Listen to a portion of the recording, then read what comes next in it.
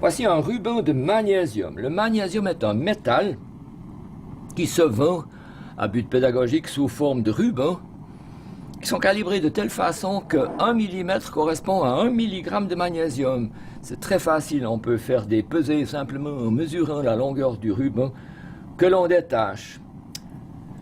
Bon, ce magnésium s'enflamme facilement en présence d'oxygène ou dans l'air en formant de l'oxyde de magnésium, MgO. Le magnésium Mg va donc être mis dans la flamme pour le chauffer et enclencher la réaction d'oxydation. Dans un premier temps, j'en détache une partie. Ce métal est assez mou, comme vous voyez, et se déchire facilement. Si j'en prends avec une pince un peu dans la main et que je le mets dans la flamme, le magnésium fond puis s'enflamme, mais la réaction dégage beaucoup d'énergie et beaucoup de lumière, et surtout de la lumière ultraviolette, ce qui est dangereux pour l'œil. Il faut, si possible, pas regarder sous peine d'éblouissement, c'est un peu comme si on regardait le soleil. Donc quand je le fais, et quand les auditeurs ou les spectateurs le voient, c'est mieux de ne pas regarder directement et de ne pas fixer directement la flamme, de regarder un peu de travers. Par exemple, de regarder mon poignet. Quand je fais ça, c'est ce que je fais. Allons-y. Je le mets dans la flamme. Il fond et il s'enflamme. Ça forme une fumée blanche, d'une part, pendant l'opération de la flamme, et il reste une cendre. La cendre, c'est de l'oxyde de magnésium, MgO, que je recueille dans ma main, par exemple. Et voilà. Et si je l'écrase, j'obtiens un dépôt d'oxyde de magnésium qu'on ne voit pas parce que c'est maintenant incorporé à la sueur et la transpiration qui est sur mes mains. Mais c'est de la magnésie ou oxyde de magnésium. On l'utilise en gymnastique pour permettre une bonne adhérence avec les engins. On peut faire autre chose de plus intéressant au niveau scientifique avec cette magnésie, cet oxyde de magnésium. On peut le recueillir dans un tube, c'est ce que je vais faire maintenant. Je vais détacher un deuxième échantillon de magnésium de mon ruban que je vais récolter cette fois non pas sur mes mains, mais dans un tube de verre. Voici le tube de verre. Je recommence la même opération. J'enflamme le magnésium, Mg, qui avec l'oxygène de l'air s'enflamme et forme de l'oxyde de magnésium. Voilà, ne regardez toujours pas. Regardez peut-être le nuage de fumée. Et la flamme, c'est terminé maintenant. Il me reste un peu d'oxyde de magnésium que je recueille dans ce tube. Il reste toujours un tout petit peu de magnésium dans la pince qui n'a pas brûlé. Bien, on va maintenant mettre un peu d'eau dans le tube, l'eau distillée. Quelques millilitres suffisent. Apparemment, il ne se passe rien. Je chauffe jusqu'à ce que l'eau se mette à bouillir.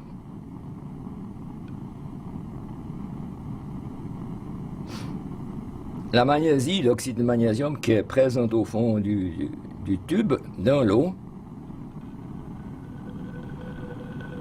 La magnésie y est toujours. Et apparemment, quand l'eau a bouilli, ce qui est le cas maintenant, apparemment, elle ne s'est pas transformée, elle n'a pas réagi. Et pourtant, il y a une transformation. La preuve, c'est que si on teste l'eau en question avec une solution de bromothymol, le bromothymol est un indicateur qui, comme chaque chimiste sait, prend une couleur en milieu acide et une autre en couleur en milieu basique. En milieu acide, il est jaune. C'est une solution orange, mais en milieu acide, il est jaune. En milieu basique, il est bleu. C'est même facile de se souvenir. Le bromothymol est bleu en milieu basique. Il est jaune en milieu acide.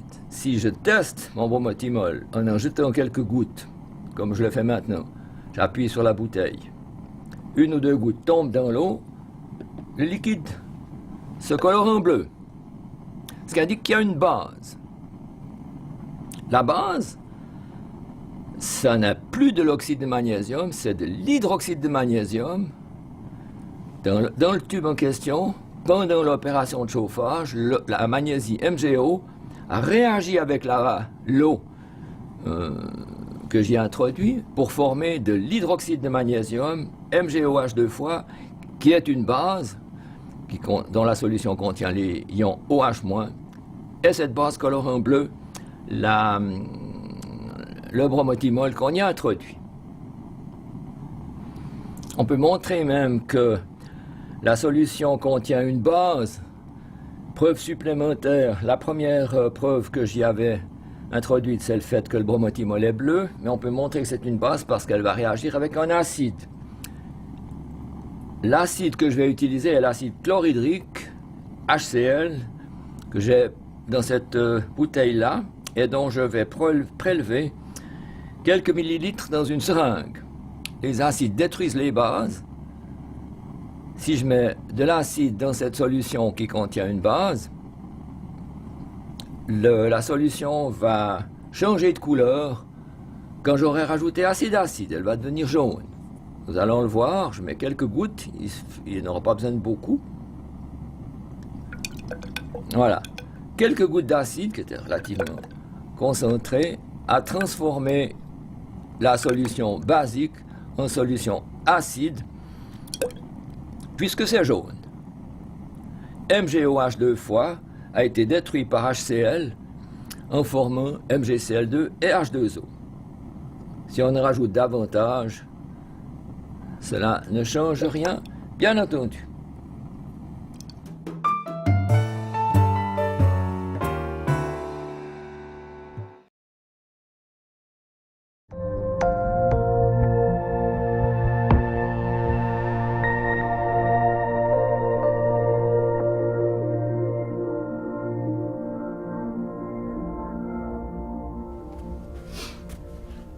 Nous allons démontrer ici une réaction d'oxydation très rapide et très vive, qui est celle entre l'éthanol, C2H5OH, et l'oxyde de chrome, CrO3, mais l'oxyde de chrome, où le chrome est au degré d'oxydation 6, on l'appelle plus souvent anhydride chromique, CrO3 donc. C'est une poudre de couleur violette, mais lorsqu'elle est écrasée, elle prend une teinte un peu rouge. Et pour que la réaction soit vive, il vaut mieux que la poudre ait été broyée dans un mortier. J'ai apporté à cet effet un mortier ici. Nous allons l'utiliser pour, dans un premier temps, broyer cette poudre. Voilà. Alors je prélève avec une spatule un peu de cet oxyde de chrome, que voilà.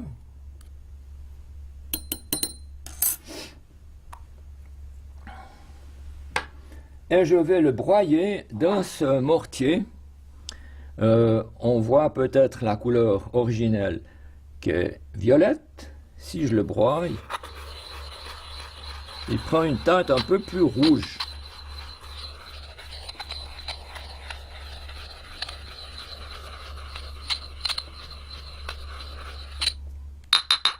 Voilà. On va recueillir la poudre broyée en frottant au fond du mortier avec une spatule.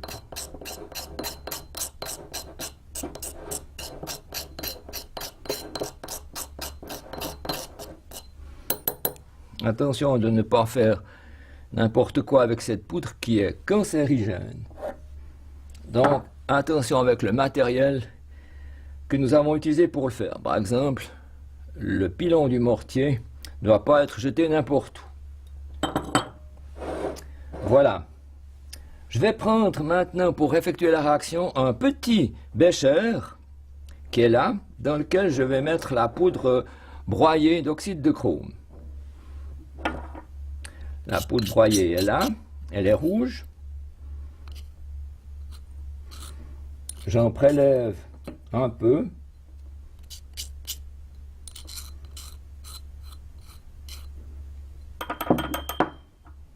Dans un tout petit bécher. Que voilà. Je vais mettre ce petit bécher dans un grand. C'est uniquement à titre de précaution.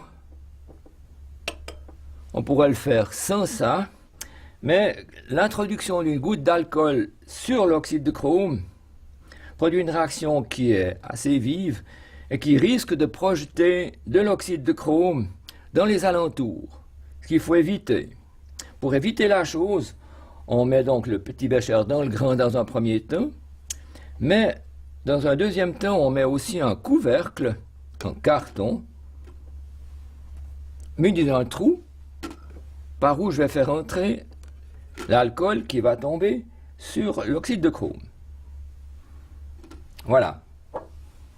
Alors, l'éthanol, alcool C2H5OH, vient de ce petit flacon. Je vais en prélever un peu avec cette seringue. Comme ça. C'est une toute petite seringue d'1 millilitre. Il n'y a pas besoin d'en avoir beaucoup plus. Voilà. Je vais faire tomber maintenant un peu d'alcool de cette seringue directement sur l'oxyde de chrome.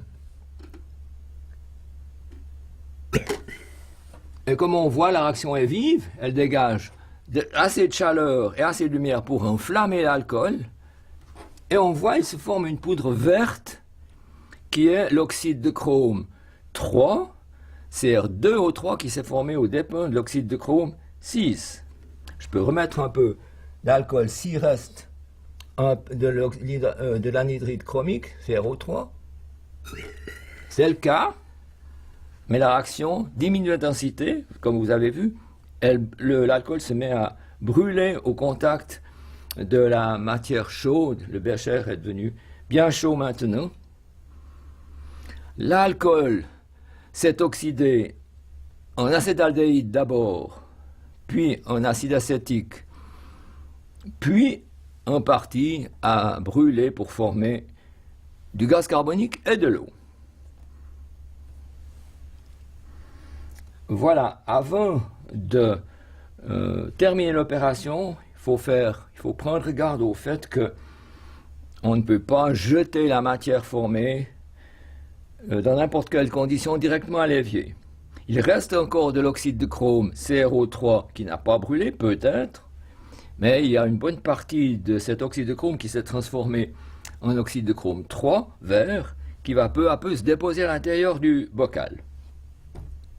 Quand la poussière se sera déposée, on introduira de l'eau pour noyer le tout, dissoudre l'oxyde de chrome. Les deux oxydes de chrome, du reste, le premier CrO3 rouge qui a réagi et le deuxième Cr2O3 qui est vert, qui lui n'est pas dangereux, qui est inoffensif. La solution qu'on obtiendra contient les deux oxydes de chrome.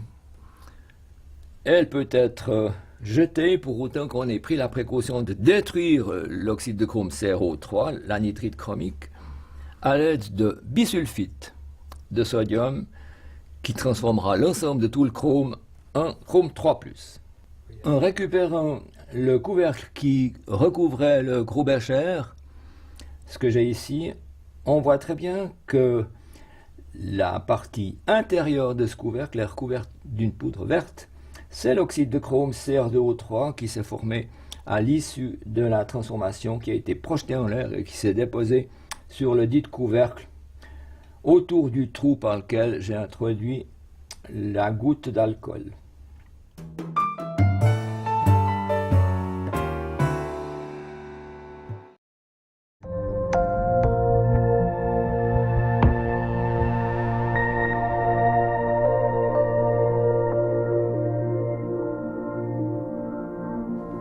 On va montrer aujourd'hui l'oxydation du phosphore blanc P4 qui se trouve dans ce flacon.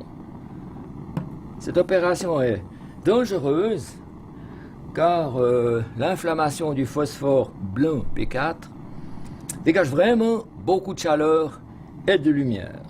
C'est une des combustions les plus importantes que l'on connaisse. Le phosphore blanc s'enflamme déjà à température ambiante dans l'air. C'est pour ça qu'on le conserve dans un flacon sous l'eau. Dans ce flacon, le morceau de phosphore blanc que je vais utiliser est conservé sous l'eau. Et sous l'eau, il ne brûle pas, bien sûr. On va d'abord vous montrer que le phosphore brûle lorsqu'on le sort de l'eau. Il s'enflamme à l'air. Voilà. On voit le bâton de phosphore qui, dans les doigts, dégage une petite fumée, ce qui montre qu'il s'enflamme et forme de l'oxyde de phosphore, mais très lentement. Cette opération est délicate. Quand on la fait, il faut impérativement avoir les doigts mouillés et continuellement humecter le phosphore pour qu'il ne s'échauffe pas trop. Néanmoins, il s'échauffe dans mes mains. Pour éviter qu'il s'échauffe trop, il faut de temps en temps le remettre sous l'eau, dans le flacon d'où il provient. Ainsi, ici l'opération s'arrête. Je vais montrer l'inflammation lorsque le phosphore brûle à une température suffisante pour qu'elle soit spectaculaire. Pour ce faire, on pourrait la faire à l'air, mais l'opération alors présente un trop grand danger. Le phosphore s'oxyde à une température, le phosphore fond à 44 degrés, s'enflamme dès que la température est supérieure à 60 degrés. Mais il s'enflamme en dégageant une lumière telle qu'elle est suffisante pour irradier les rades des bords de lac dans les festivals pyrotechniques. Donc c'est très dangereux de ne jamais faire ça en laboratoire. Je vais le faire néanmoins ici, mais sous l'eau. Sous l'eau, la combustion dégage de la lumière et de la chaleur, mais cette chaleur est absorbée par l'eau et ça n'est pas trop dangereux. Nous allons donc prendre un peu de ce phosphore blanc et le mettre dans de l'eau chaude. Il y a ici de l'eau qui est en train de chauffer dans un bécher sur un Beckbunsen. La température est pas très éloignée de 100 degrés, l'eau n'est pas tout à fait en train de bouillir, mais presque, ce qui indique que la température ne doit pas être très loin de 100 degrés, en tout cas supérieure à 60. C'est ce qu'il faut pour montrer la combustion du phosphore. Je vais donc prendre, tout d'abord arrêter le chauffage, comme ça, et ensuite prélever le récipient qui est à l'intérieur, qui est un verre en forme conique, qui est maintenant chaud. Température de l'ordre de 80 degrés. Je vais mettre à l'intérieur de l'eau, la même eau qui a servi à le chauffer, qui est aussi à une température voisine de 60 degrés ou supérieure. Nous allons prendre un petit peu de phosphore et en couper une tranche. Je reprends mon bâtonnet qui s'enflamme à l'air, comme tout à l'heure, mais je vais en couper avec un couteau quelconque, un peu, la plus petite quantité possible, sans trop attendre, sinon le phosphore est en train de s'échauffer dans mes mains. Alors j'en coupe une tranche ici, là. C'est assez mou, le phosphore. Et j'en mets un petit peu là au fond, et un peu là, et j'en mets l'excès dans le flacon. On voit que le phosphore est fondu au fond du récipient conique, il forme une goutte. C'est ce qu'il faut pour démontrer qu'il va s'enflammer, si la température est supérieure à 60. Ça devrait être le cas. Pour montrer qu'il brûle sous l'eau, il faut envoyer de l'oxygène pour le faire brûler. Je dispose ici d'une bouteille d'oxygène qui est à disposition munie d'un détendeur. on peut disposer d'oxygène et l'envoyer sous l'eau à l'aide d'un petit tube capillaire. Une pipette Pasteur fait très bien l'affaire, pour autant que je l'insère dans le tube de sortie. Nous sommes prêts maintenant à envoyer l'oxygène sous l'eau au contact du phosphore. Je vais d'abord contrôler que le débit de gaz est suffisant. Voilà, on voit que ça forme des petites bulles, un débit qui est suffisant. Je vais envoyer maintenant l'oxygène sous l'eau.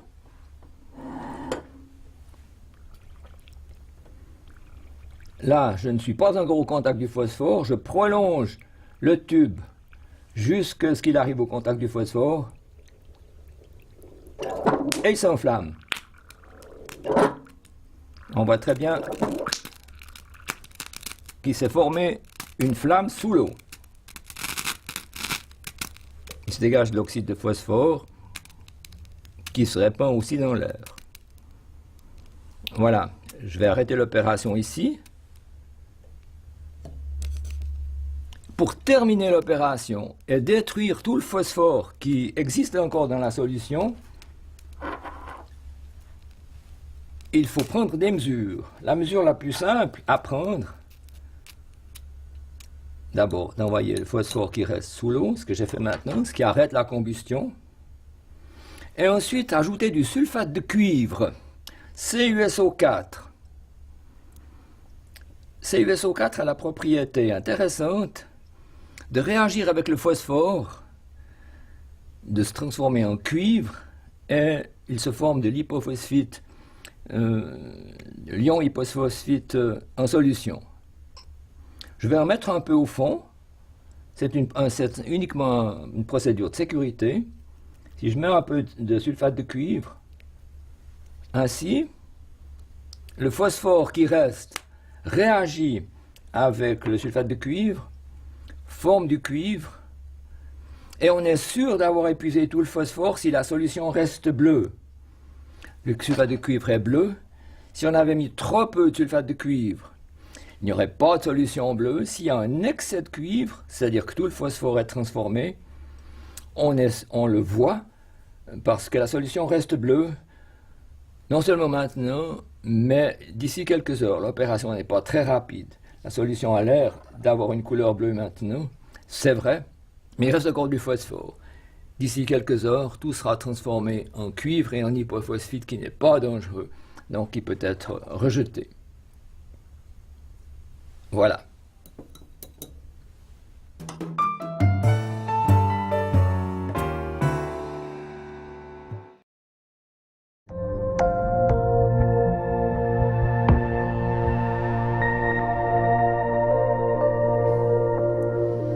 Bien, je vais montrer maintenant la combustion de la farine. Normalement, la farine ne brûle pas lorsqu'elle est en vrac, mais si on la pulvérise sous forme d'un brouillard ou d'un nuage dans l'air, elle s'enflamme. C'est ce que je vais essayer de vous montrer. Pour ça, il faut faire un nuage de farine.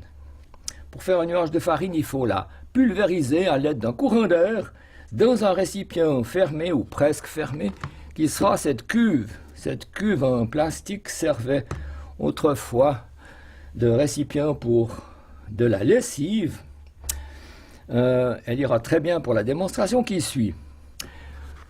Elle est vide et j'y ai percé un trou dans la base. Par ce trou devrait passer un tuyau en caoutchouc servant à porter le courant d'air que je vais souffler à l'intérieur. J'ai utilisé un deuxième petit récipient identique. Ce récipient qui est un petit flacon aussi en plastique dans lequel a été percé également un trou de même nature et de même grandeur. Par ce trou, je vais faire entrer un petit bout l'extrémité d'un petit bout d'un tuyau de caoutchouc que voilà, je l'introduis à l'intérieur comme ça, ce qui fait que maintenant, comme on voit, le tube de caoutchouc se termine à l'intérieur de ce petit récipient. Si maintenant j'introduis le tout dans mon grand récipient plastique et que je fais passer le tuyau de caoutchouc à l'extérieur, comme ça,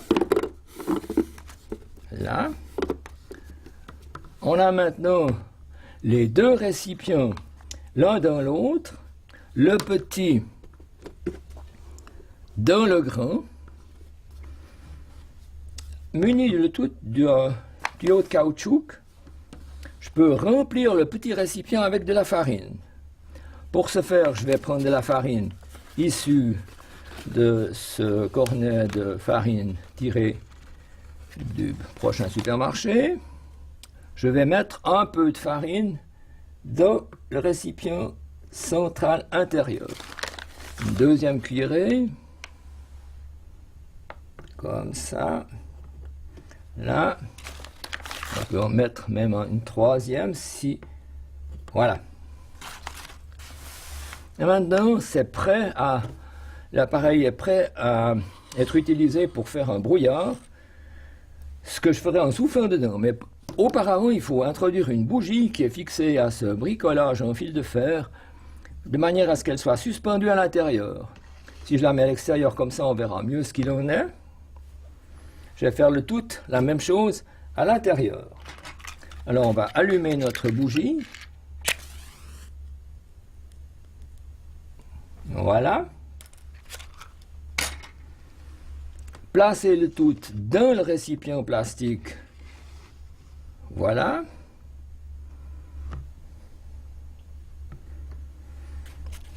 Et recouvrir le tout avec un carton qui est là uniquement pour empêcher que la farine à moitié brûlée ne se répande partout. Et maintenant, je suis prêt à faire l'expérience à proprement parler. Si je souffle, je vais pulvériser la farine dans l'air et le brouillard va s'enflammer au contact de la flamme de la bougie. On y va. Vous avez vu, il y a une petite flamme, la fumée de farine s'est enflammée. On sent maintenant comme une odeur de boulangerie. Le brouillard de farine s'est enflammé. C'était pas très fort, mais c'est visible. C'est plus visible si on prend de la sciure qui s'enflamme plus facilement. Je vais répéter la même opération avec de la sciure, donc du bois. Comme ceci, si je prends un peu de sciure et que je la mets à l'intérieur de mon récipient, sortons provisoirement la bougie. Là. Là.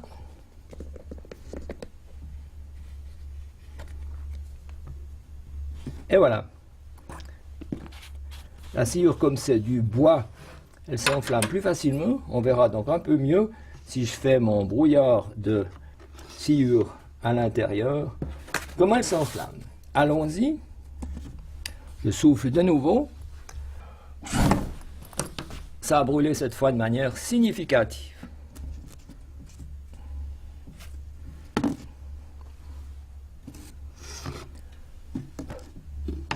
Merci.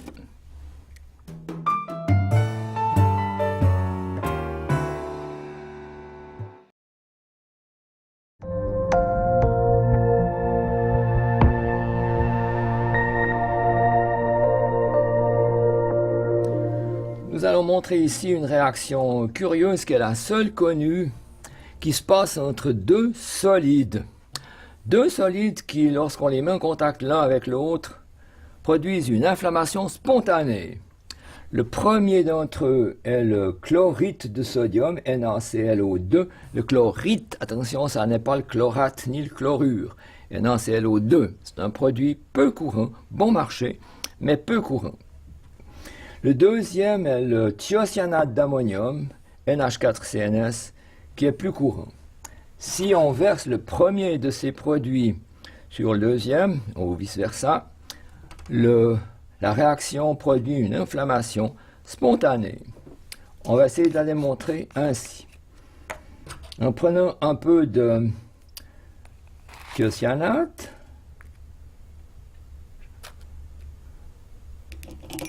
un peu, voilà, et un peu de chlorite avec l'autre extrémité de la spatule, que voilà.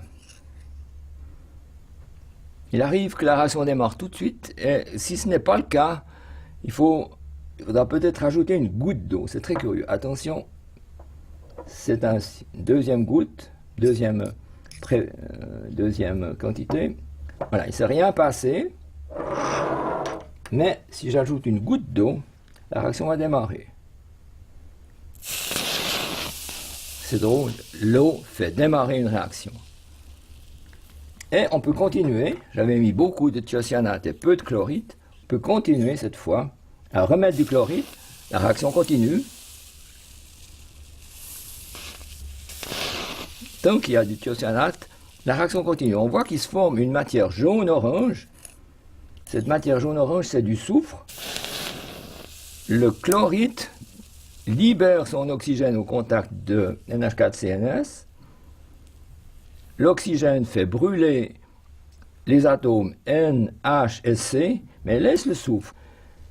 Si je rajoute du chlorite, la réaction continue, produit à chaque adjonction une inflammation.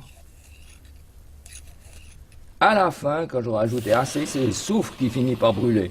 Mais le soufre dégage SO2, ce qui est une odeur désagréable, ce qui fait qu'on a meilleur temps d'arrêter avant la fin de l'opération, et de se contenter de voir qu'il y a du soufre formé et de ne pas le brûler avec un NaClO2.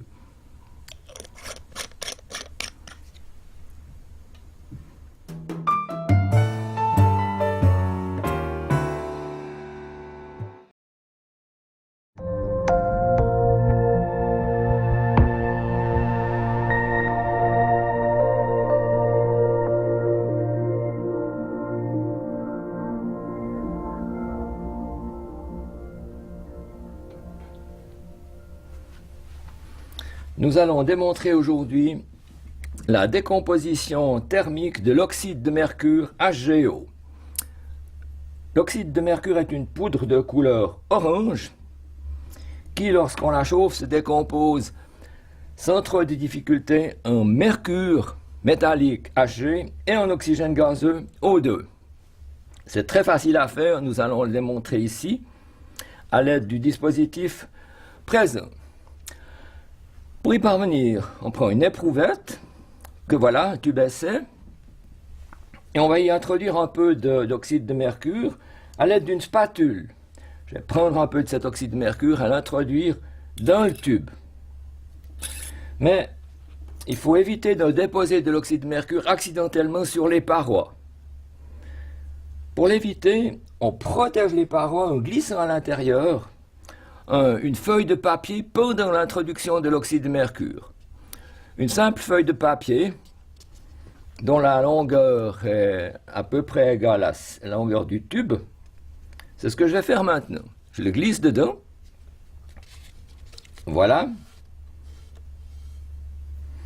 C'est prêt maintenant pour y introduire de l'oxyde de mercure. J'ouvre le petit flacon.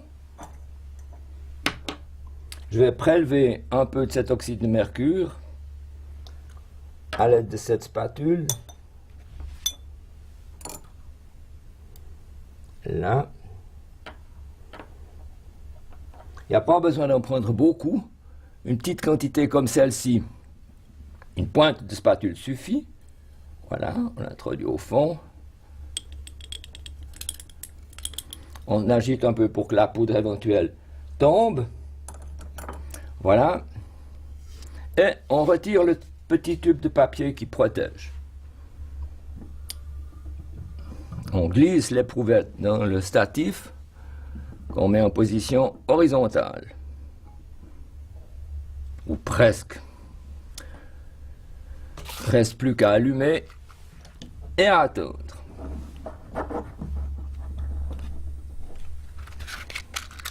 Allumons avec Bunsen, la flamme du gaz butane ici. Et voilà. Et je chauffe. La poudre originellement de couleur orange, prend une teinte foncée, mais c'est un phénomène transitoire, naturel. Si je laisse refroidir, elle reprendra sa couleur orange. C'est simplement l'effet de la chaleur. Il n'y a pas là encore d'effet chimique. On voit apparaître dans la zone intermédiaire du tube une sorte de dépôt foncé noir, ici, dans cette zone-là. C'est du mercure. C'est du mercure Hg métallique qui provient de la décomposition de l'oxyde de mercure qu'on voit au fond. On voit du reste que cet oxyde de mercure est dans une situation particulière. La poudre se met à vibrer comme si elle était poussée par-dessous. S'il y a du mercure, il y a aussi de l'oxygène. Pour tester la présence d'oxygène dans le tube, on prend un bout de bois. Voilà un bout de bois. Simple bout de bois, n'importe quel bout de bois fait l'affaire. Du sapin. Le mieux, c'est encore du bois d'érable. Je vais l'enflammer en le mettant dans la même flamme que celle qui sert à chauffer mon oxyde de mercure. Là, jusqu'à ce qu'il y ait une braise au bout du tison.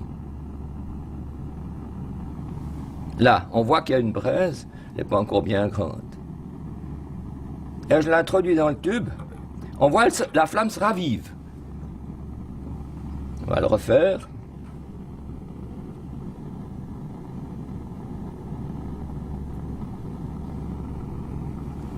Là, il y a un petit tison au bout. Hop là. La flamme se ravive pendant un court instant. C'est la preuve qu'il s'est dégagé de l'oxygène gazeux.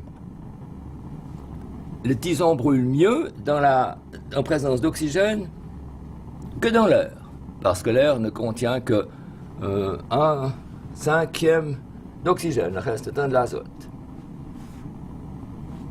À la fin, comme c'est le cas maintenant, on voit qu'il ne reste plus rien au fond du tube. Plus rien. Même si j'élimine la flamme, on doit voir que dans le fond du tube, c'est vide. C'est la preuve que l'oxyde de mercure contient bien du mercure, comme on l'a montré. C'est ce dépôt noirâtre qui s'est formé ici, et il s'est formé de l'oxygène qui s'est dégagé et qu'on a repéré avec le tison. Mais ça ne contient que de l'oxygène et que du mercure. Quand le tube est refroidi, l'expérience est terminée. On peut montrer que le dépôt de métal qui se trouve sur l'intérieur de l'éprouvette est bien du liquide et que c'est du mercure. En tournant l'éprouvette, on se rend compte que le dépôt est formé de gouttelettes. Je vais tourner lentement le tube en question et vous verrez que le dépôt est formé de gouttelettes grises de mercure.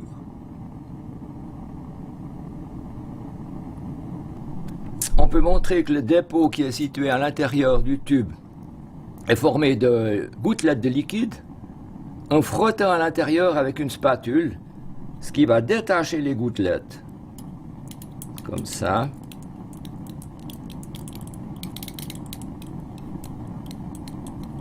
Et on recueille tout au fond une grosse gouttelette de mercure qui est liquide.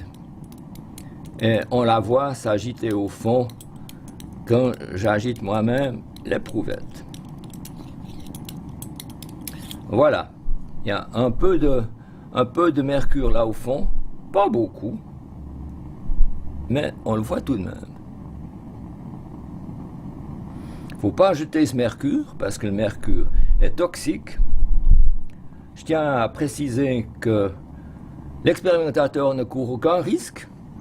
Quand il fait cette expérience, la vapeur de mercure se condense entièrement ici. Nous avons fait des tests pour savoir si à la sortie du tube, la vapeur de mercure est en concentration suffisante pour être considérée comme critique ou dangereuse. Ce n'est pas le cas. Il y a la quantité de vapeur de mercure présente à la sortie du tube est bien inférieure aux normes permises.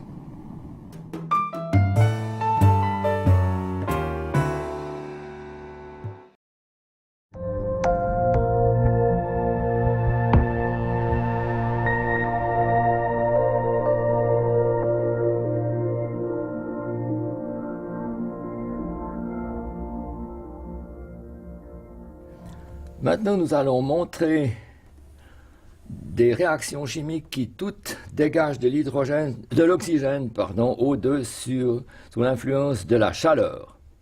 Pour ce faire, nous allons chauffer des sels qui contiennent, bien entendu, beaucoup d'oxygène et qui sont prêts à le libérer lorsqu'on les chauffe. Seulement, ils en libèrent des quantités très différentes. Le premier que j'ai utilisé est le nitrate de potassium, KNO3, qui, lorsqu'on le chauffe, fond, puis lentement se décompose en donnant de l'oxygène, mais en donnant peu d'oxygène. Le suivant que je vais utiliser sera le chlorate de potassium, KClO3, qui fait pareil, mais qui en dégage davantage. Et enfin, le troisième, le nitrate de plomb, dégage de l'oxygène, mais un autre gaz que nous verrons par la suite. Cet essai s'effectue sur de très petites quantités, sur des tubes qui ont 6 mm de diamètre. Cette technique est presque de la nanochimie. Je vais donc prendre ce tube, prendre le flacon de nitrate de potassium, KNO3, qu'on appelle parfois salpêtre, et je vais prélever un peu de cette substance, de cette poudre, de manière à remplir le fond de ce tube. Voilà, mettons-le dans le support et allumons la flamme du bec Bunsen. Là.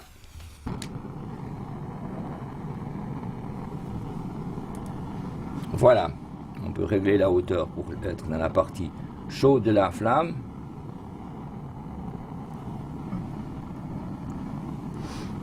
Voilà, quand ça chauffe fort, le verre donne une coloration jaune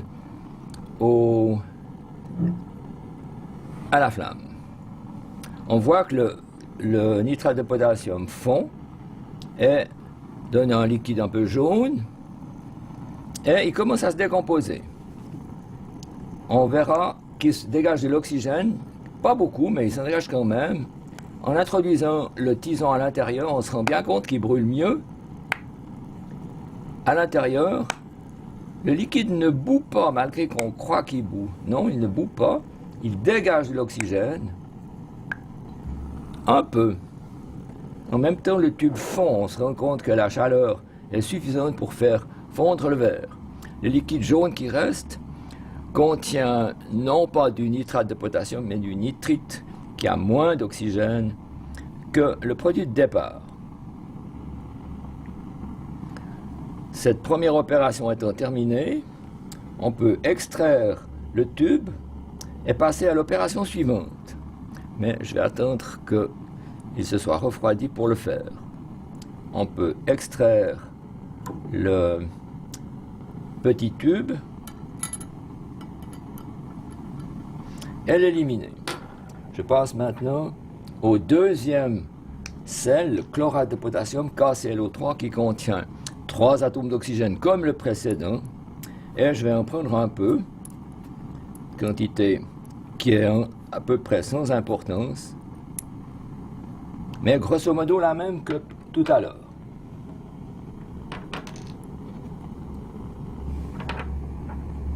Voilà.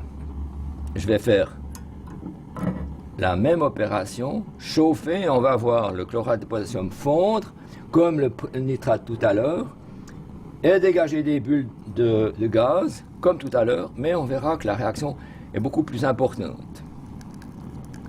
Elle dégage plus d'oxygène. Voilà.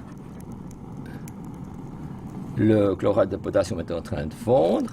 il a fondu et il se décompose. On va le tester, mais on voit qu'il dégage plus d'oxygène. Ça fait presque comme une petite fusée.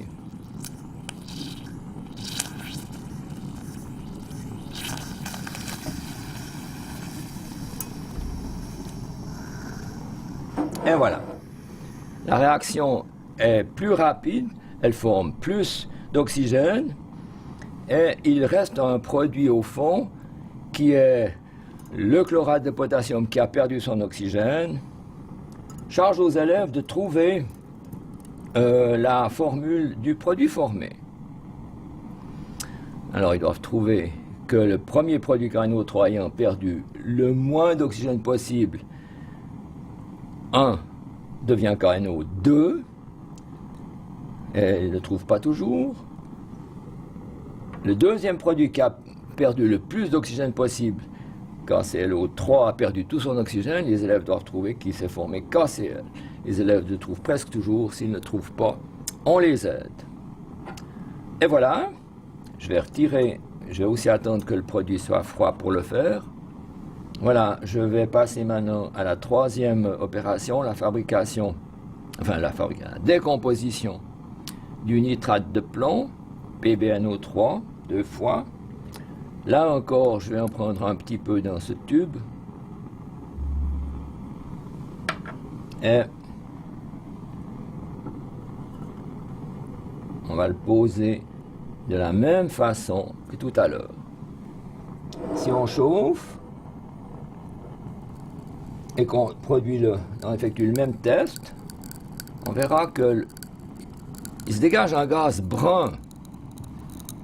Ce gaz brun est NO2, mais il se dégage aussi de l'oxygène. On s'en rend compte parce que la flamme est ravivée, le tison est ravivé à l'intérieur. Pas beaucoup d'oxygène, c'est un peu comme le premier, comme le nitrate de potassium, mais un peu quand même. On voit que là, le tison est légèrement ravivé.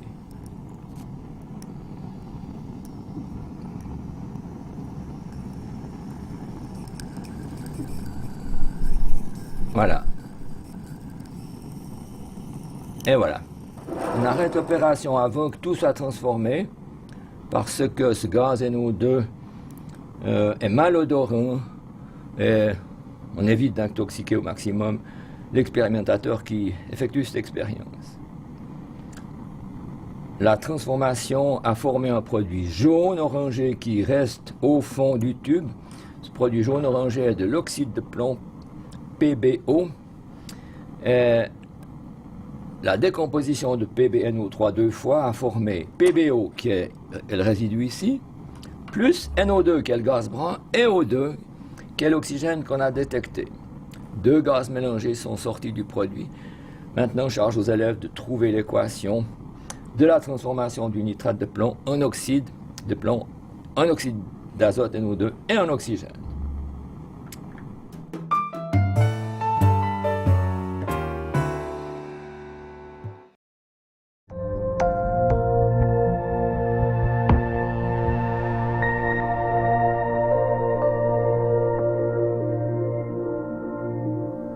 Voilà, maintenant nous allons montrer l'oxydation du soufre vers les degrés d'oxydation 4 et 6, progressivement.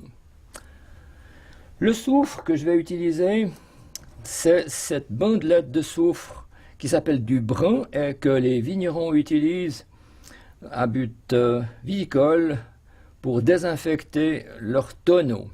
Il s'agit d'une bandelette de céramique très mince, comme du carton, qui a été trempée dans du soufre fondu, est ressortie, ce qui fait qu'elle est recouverte de soufre élémentaire, S8, jaune,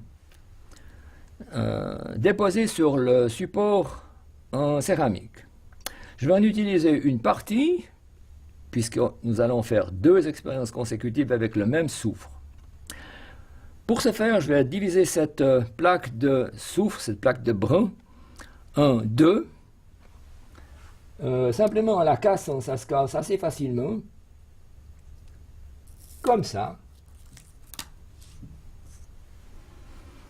J'ai maintenant une tranche qui a à peu près la forme carrée.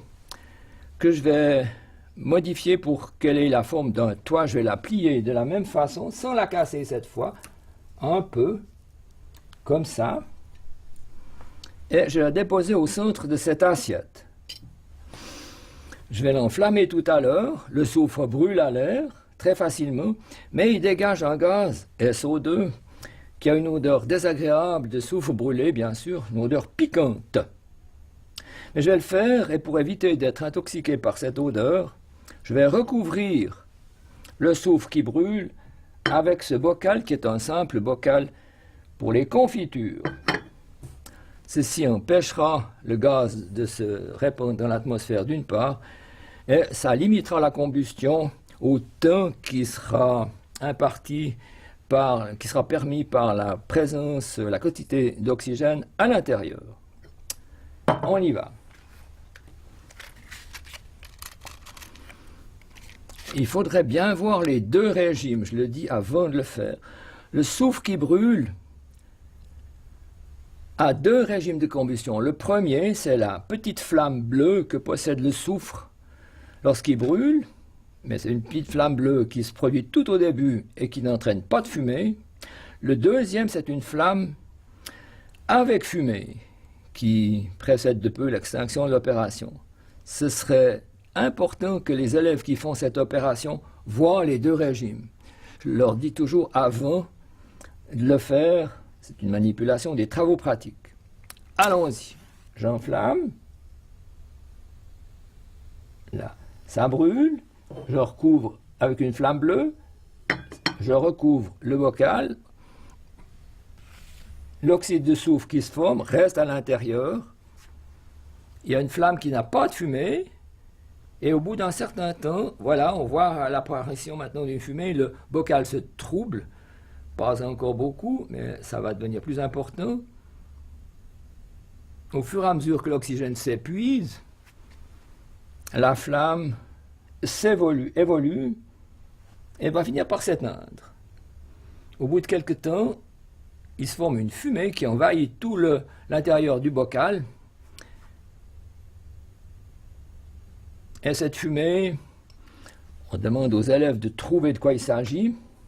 Il s'agit bien entendu de soufre. La première flamme est la combustion de soufre qui forme avec O2 SO2. SO2 est un gaz, l'anhydride sulfureux, dioxyde de soufre.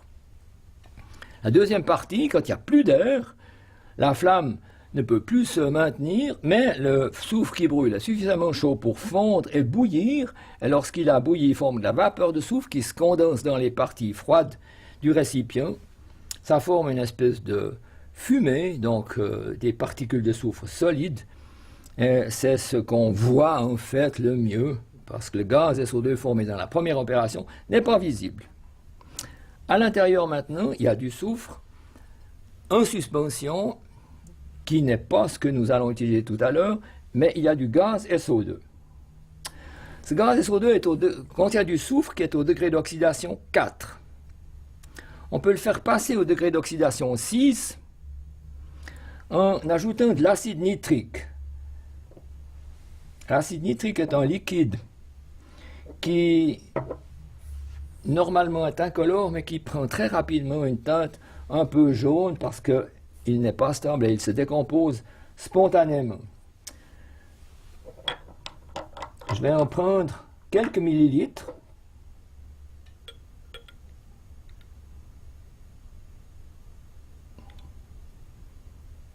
Et voilà.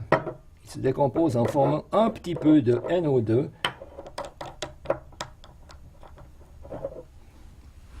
Alors j'aimerais maintenant montrer que l'acide nitrique réagit avec l'oxyde de soufre qui est à l'intérieur. On va voir comment. Je vais devoir ouvrir. Pour ça, j'inverse le tout. Le petit morceau de soufre tombe dedans. On voit que l'intérieur est trouble à cause de la fumée. Il faut maintenant introduire l'acide nitrique à l'intérieur et il faut donc ouvrir, enlever le couvercle qui est une assiette, mais le faire le plus rapidement possible afin d'éviter que le SO2 sorte de manière trop importante et intoxique celui qui le fait et ceux qui regardent. Alors je vais y aller en ouvrant très rapidement, en vider à l'intérieur l'acide nitrique et en refermant tout de suite après. Allons-y. Là et là. Voilà qui est fait. On voit que l'intérieur commence à prendre une teinte brun foncé, beaucoup plus foncé que l'acide nitrique du bocal que j'ai pris au départ. Qu'est-ce que c'est que ce brun foncé? Il faut le dire aux élèves, ils ne peuvent pas le deviner. C'est de l'oxyde d'azote NO2. C'est un gaz. C'est un gaz qui s'est formé à la suite d'une réaction entre l'acide nitrique et le SO2 présent dans le bocal initialement. Ce qui fait que l'acide nitrique a agi en oxydant, a oxydé SO2. Lui-même, l'acide nitrique s'est réduit, il s'est réduit en O2 qu'on voit, mais le soufre est devenu, au degré d'oxydation plus 6, c'est devenu de l'acide sulfurique, ce qui fait que le liquide que l'on voit au fond maintenant du récipient, dont on croit que c'est de l'acide nitrique, il en contient peut-être encore un peu, il est légèrement jaune, mais c'est de plus en plus de l'acide sulfurique. C'est un processus qui a été utilisé il y a fort longtemps, au XVIIIe siècle, pour fabriquer l'acide sulfurique. C'est ainsi qu'on fabriquait l'acide sulfurique. On faisait brûler du soufre d'abord, on ajoutait de l'acide nitrique, et l'acide nitrique oxyde SO2 en acide sulfurique en produisant NO2, qui est le gaz brun qui envahit ce récipient, qui est un gaz inutile. Néanmoins, ce gaz NO2, il a une propriété intéressante, il réagit avec l'eau, on peut le détruire. Je vais donc le détruire moi-même, parce que si j'ouvre et puis que je laisse ce gaz s'échapper, il aura une propriété désagréable, il intoxique celui qui le respire. Pour éviter ceci, je vais ouvrir un tout petit peu en déplaçant ce couvercle qui est une assiette et en giclant à l'intérieur avec de l'eau distillée issue de cette piscette. Mais pendant un très court instant, afin de limiter les pertes inévitables de gaz NO2. Alors on va y aller, j'ouvre et je gicle, très peu de temps. Allons-y, là, comme ça. Il y a de l'eau qui pénètre à l'intérieur. On ne le voit peut-être pas très bien. Mais il y en a un peu. Et maintenant, si j'agite mon bocal,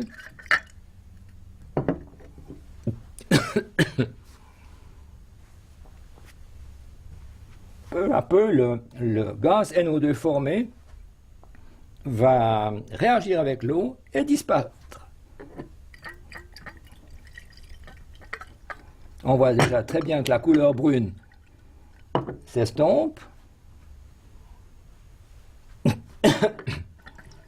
Évidemment, il s'est dégagé un petit peu de NO2 pendant l'opération, ce qui fait que je le sens, ce qui me fait tousser. L'idéal, ce serait de faire l'opération dans une chapelle, sous ventilation. Voilà, je vais vider le récipient aux eaux usées.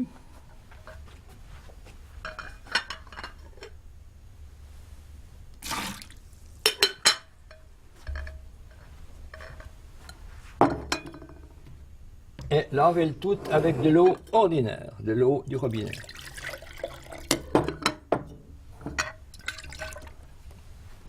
Là.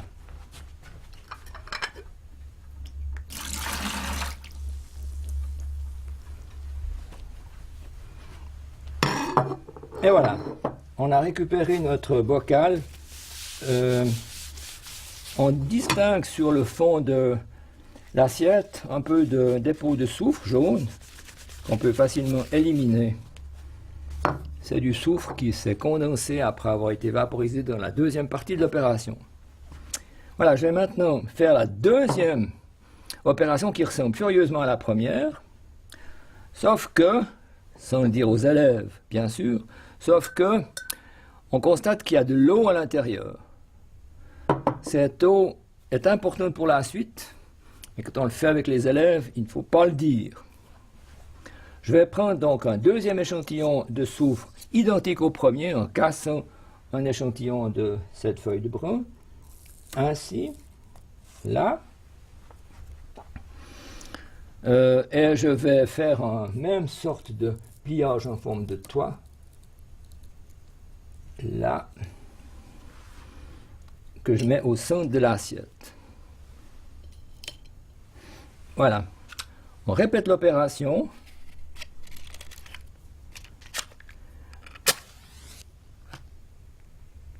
Où on prie les élèves, bien sûr, de bien observer les deux régimes de flamme. Bleu au départ, et sans fumée, et avec fumée ensuite. Mais, pendant que ça brûle, on prend un peu d'eau, à peu près, je sais pas, une éprouvette pleine d'eau, et on assure l'étanchéité en la mettant autour du récipient. On voit l'eau rentrer, pénétrer à l'intérieur. Aussi étrange que ça paraisse, l'eau pénètre. On peut remettre un peu, l'eau continue à pénétrer. Pourquoi est-ce qu'elle pénètre? Il y a un appel d'air, disent les élèves. Pourquoi est-ce qu'il y a appel d'air? Voilà, il n'y a plus d'air maintenant à l'extérieur, plus d'eau à l'extérieur. Toute l'eau est entrée à l'intérieur. Pourquoi? On peut en même rajouter un peu si on veut. Pourquoi c'est ainsi? Les élèves ont de la peine à trouver la raison. On peut les aider en disant que ce qu'on ne peut pas imaginer, mais c'est que les gouttelettes d'eau qui étaient à l'intérieur ont réagi avec le soufre, ou plutôt avec l'oxyde de soufre, avec SO2, pour former un acide H2SO3, selon une équation qui est facile à trouver, H2O plus SO2 donne H2SO3, ce qui fait que le gaz qui était à l'intérieur a disparu, ça a fait un appel d'air, l'air extérieur pousse l'eau qu'on a mis comme jonction dans l'assiette, pousse l'eau vers l'intérieur, et l'eau qui est à l'intérieur dissout l'acide sulfureux, H2SO3, qui s'est formé dedans.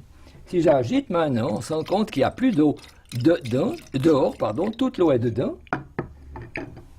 Et elle contient, ce n'est plus de l'eau pure, elle contient de l'acide sulfureux. Pour montrer que ce n'est pas de l'eau pure et que les propriétés de cette eau sont différentes de celles de l'eau pure, on peut utiliser différents moyens, mais c'est tout des moyens qui reposent sur la chimie redox. Je vais en montrer un de ces moyens qui consiste à prendre une solution de bichromate de potassium. J'ai ici un tout petit échantillon de K2CR2O7, bichromate de potassium. C'est une substance orangée. On en prend un peu, pas besoin d'en prendre beaucoup, toute petite quantité. Au fond d'un tube, on ajoute de l'eau. Et ce bichromate de potassium donne, comme vous voyez, une solution jaune, jaune-orange, qui est exactement la couleur du produit solide, de la poudre solide. Ce bichromate de potassium, il est jaune. Le jaune est dû au fait que le chrome est au degré d'oxydation 6. Le chrome est donc au degré d'oxydation maximum. On peut utiliser cette solution de chrome comme test de la solution d'acide sulfureux qui est à l'intérieur du bocal. Alors je dépose ma solution quelques instants ici et je vais récupérer la solution qui est à l'intérieur. Pour la récupérer, on fait comme ça. J'en ai perdu un petit peu, c'est pas grave. Et maintenant, la solution qui est dedans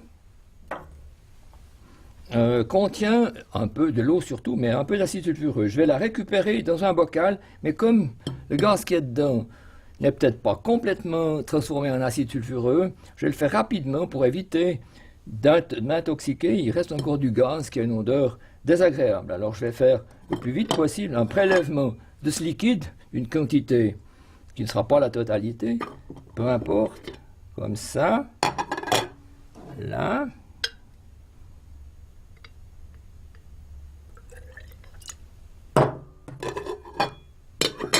Voilà. Et on peut montrer que cette solution dont on pourrait penser que c'est que de l'eau, non, c'est pas de l'eau. Elle va réagir sur ma solution de bichromate de potassium. Je vais en prélever seulement une partie, parce qu'il y a des cristaux au fond qui ne se sont pas dissous. J'en prends une petite partie. Voilà. Si je verse maintenant ma solution d'acide sulfureux dans le bichromate de potassium, ou l'inverse, c'est égal. On va avoir un changement de couleur. Voilà, la solution prend une teinte verte. On va verser l'ensemble. À la fin, verte qui est plus nette dans la partie supérieure. On va homogénéiser le tout. Voilà. Pourquoi vert? Vert parce que c'est maintenant la couleur du chrome au degré d'oxydation plus 3. C'est l'ion Cr3+. On a transformé le bichromate qui contenait du chrome au degré d'oxydation 6 en chrome au degré d'oxydation 3. C'est la preuve que la solution que contenait mon récipient n'est pas de l'eau, mais c'est une substance qui est réductrice, qui réduit le chrome de plus 6 à plus 3. C'est de l'acide sulfureux. Voilà, après, les élèves doivent trouver les équations redox. C'est tout un travail. Mais la démonstration que je voulais vous présenter aujourd'hui se termine ainsi.